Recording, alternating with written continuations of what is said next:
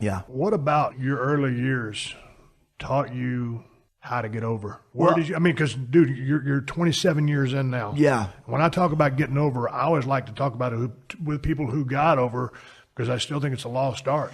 Yeah. And I don't. I always like to hear how anybody else vocalizes or intellectualizes it. To finish up the point that we were making before is that I got over in WWE. It was very hard when I first came in because there was a lot of there was a target on my back because there was still the wrestling war was real. WCW and WWE. Dude, that was a fierce dressing room. It was. And when you came in, I mean, I don't know how you felt, but I mean, I saw you. I saw talent. I said, man, this dude's got, he can talk and he can work.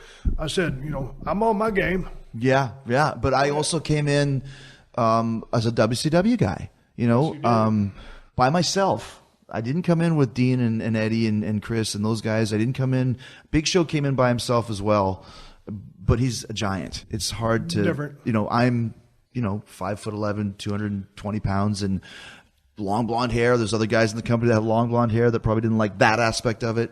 And also too, I came in with not a bad attitude, but I came in with some attitude. I wasn't afraid to. Was it an attitude or a chip on your shoulder? It turned into a big chip. At the time, I just came in as a heel. So I had no problem. I didn't know that you weren't supposed to talk shit about The Undertaker in a promo or talk bad about Steve Austin in a promo. That's what heels do to babyfaces, right? But I learned very quickly that's not what heels do when they first come in. I had no idea. Nobody ever taught me anything about that in WCW. They didn't even tell me how to bump and feed a comeback. I worked WCW 3 years and had no idea what that even meant, as crazy as it sounds right now.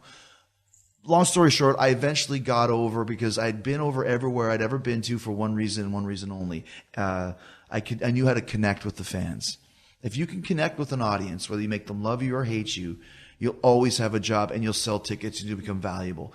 If you can connect with the audience, they'll be excited to see what you do. And the other thing I did in WWE was I knew, okay, I can't win with Hunter and DX and, Rocky was always cool and you were in and out and you were onto your own, but you were always cool to me. But what I did was I worked really hard always, but I knew if I could get over with the bullpen, with the mid-level guys, that would bleed up to the top. Bob Holly, those type of guys, JBL, Bradshaw at the time, working with those type of Rikishi, having great matches night after night with those guys, which is where I was programmed. The word gets around, this guy is not an asshole. You guys are talking shit about him, but he's really good and he's a good guy. That kind of helped to alleviate some of the tension that was there. So that's basically how I got over. I believed in myself and I connected with the audience. And how do you establish or communicate to an individual, one of the boys or gals listening? How do you connect with the people? I don't know. It's almost like saying how do you sing like Paul Stanley, or how do you get over like Steve Austin? How do you throw a football like I don't even know anything about Brett Favre or whoever's a good quarterback. I don't really know. I think it's something that you have inside of you. It's that charisma, fearlessness. You can't be afraid to, something you can relate to. You can't be afraid to be Stone Cold Steve Austin and put on a little cowboy hat and sing Kumbaya on a freaking ukulele, out of tune and horrible. Like that was you committing to the character. I committed to the character every time. As a heel, as a babyface, anything I could do to never ever again, for example, start in WCW when I ripped Dave Penzer's tuxedo off, and the next week they made me go back in there with a tuxedo, and I said, I promise I will never ever, just over the top, I got it from Sally Field. You like me. You really like me. And it's like, I don't like you anymore from that. So I'll never ever do it again. And then you see people with signs. Right. And Jimmy Hart taught me. He said, Jimmy was great, man. I love Jimmy Hart. But he told me, he said, you can't make people write signs. I mean, you can plant them, but these weren't planted. You can't force somebody to write Austin 316 or never ever again with 14 pieces of cardboard with one E, one E, one E, one V. You can't. This is buddies. Hey, dude, let's take a ever sign. And that's how you know you're starting to connect. That's like the ultimate compliment. It is. And so you have to be connecting. Exactly. You have to be fearless, just like you with Austin 360. You took a chance. It might have stuck. It might not have. If not have stuck, something else would have. And I always laugh because I have so many kind of, let's say, hits for catchphrases. If I was in a rock and roll, I am. But, like a hit with Ayatollah of Rock and Roll, a hit with Raw's Jericho. But there's been some misses. I remember that I thought razzle dazzle. That's going to be huge. That'll be the next catch. I'm going to get a little razzle dazzle, razzle dazzle, and then just die to death. And the other one was get it, got it, good. And I would say get it, and the crowd would say got it, and then I would say good. I tried it a couple times. It sucked. It stunk. You had one. Do you remember? I'll tell you one that you had. Which one was it? I'm going to put a little stink on it.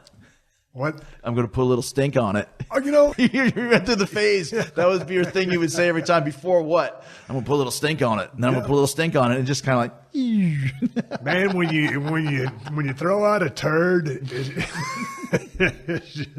it humbles you. It's just sinking feelings like, goddamn, I can't let them see me. I'm not going to let them see me sweat. But inside, I know this shit ain't working. But you got to try. But you got to try. And that's the thing. Like, you got to be fearless. The old saying is like, the only failure is not trying. But a lot of people in the business are afraid to try. And also at this point in time aren't given the option to try.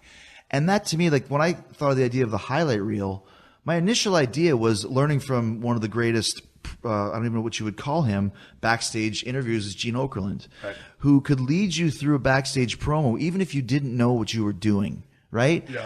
That's how I learned how to do promos. I used to go sit in the box. WCW had a box where you would do localized promos. We're coming to Jacksonville. We're coming to, the Odessa, whatever. And I would just sit in there because you're sitting around all day. There's nothing to do. I'll go watch guys do promos. And I watch Arn Anderson and Ric Flair and, the Mountie or Glacier, whoever's there getting promos. And then maybe one day they'll ask me. And one day Luger didn't show up because he wanted to go to the gym. So what about that guy? He's always sitting in the corner. You want to do a promo? Sure. And I remember it was for, where's the Van Andel Arena? I think it's Kalamazoo. No, Wings calls him. No, it's Grand Rapids or something. One of those Michigan cities. And I had to do a promo. It was rotten. But Gene Okerlund was the guy who was doing the interview and led me through it. And then the next week they gave me 2, and then they gave me 3, and gave me 4. That's how I learned how to promo. No script, just on your own instincts. And my idea when I started the highlight was I wanted to be the Gene Okerlund, have guys come out that didn't get promo time and let me do an improv promo. Let's see what they got. That, of course, did not fly with Vince. He wanted it to be an actual promo segment with top-level guys. But my idea was I wanted to see what can people do when they're not being scripted and they don't have handcuffs, I still think they should do that this day at every show. In between main event and Raw, there's a 10-minute period. Send somebody out there. You got 3 minutes, and you don't tell anybody who it is during the day. You just be like, Xavier Woods, go out there for 3 minutes. What am I supposed to talk about? I don't know, and see what they got. And Woods would kill it, but give somebody else, like Heath Slater or Kurt Hawkins or whoever. You would see then who can do a promo and who can connect with the audience.